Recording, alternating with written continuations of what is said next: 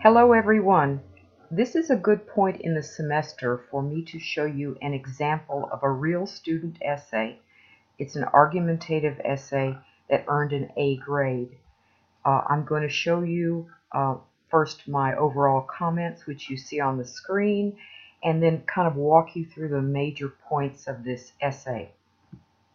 So in my first paragraph, I tell the student that this essay is logically organized and argued, clear thesis, topic, sentence, and the use of logos and textual evidence to build the argument. The refutation is also well done. It supports the main point of the thesis.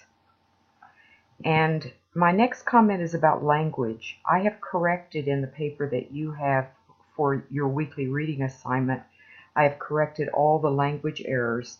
But I wanted you to know that the original student paper did have errors in it, and so this is to say that you could have language errors in your paper and still earn an A. The student also had MLA style in-text citations and words cited page. I've marked the paper in red to indicate the thesis and topic sentences. And in the refutation paragraph, I've underlined the student's summary of the opposing side's view, and in boldface, the sentence that begins the student writer's refutation or counter-argument. Okay, the title of this paper is Class Affiliation, so you will see that this is not the topic that you're writing on this term, but I think it's one that's easy to understand. This was the question for students to argue about. Does class matter in our lives? So the thesis would be yes or no and why. So jumping down to the thesis, you can see that this student says, I concur, and she agrees with some of the writers she read, that class matters in our lives because belonging to a particular class determines a person's quality of education, career success, and quality of life. So we're going to see if she follows this thesis all the way through her paper. Now her next paragraph is the refutation. Generally you put the refutation as the second paragraph in an essay, but more commonly the next to the last paragraph in an essay. Either one of these places is fine. So look how she begins the refutation paragraph. What she needs to do is summarize one of, the opposing side's view. She writes, some people may argue that class affiliation does not matter. And indeed, Scott and Leonard indicate that nowadays the contours of class have blurred. So by including this second part of the sentence, the student writer is showing that she's reasonable. She's agreeing in part that, some experts say the class lines have become blurred.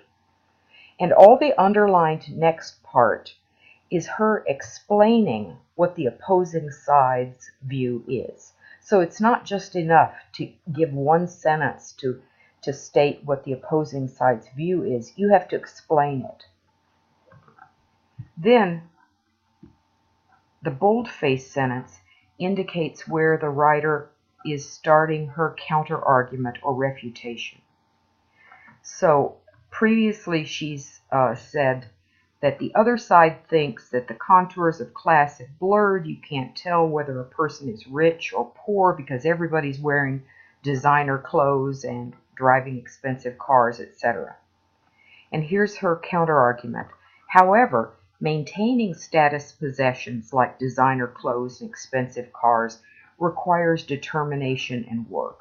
So here she's going to start building an argument that says basically, you can drive expensive cars, but you can't maintain that kind of facade of the rich over a long period of time because, if you're lower class, because you don't have the best education and excellent health care, successful careers that the rich and the middle class do.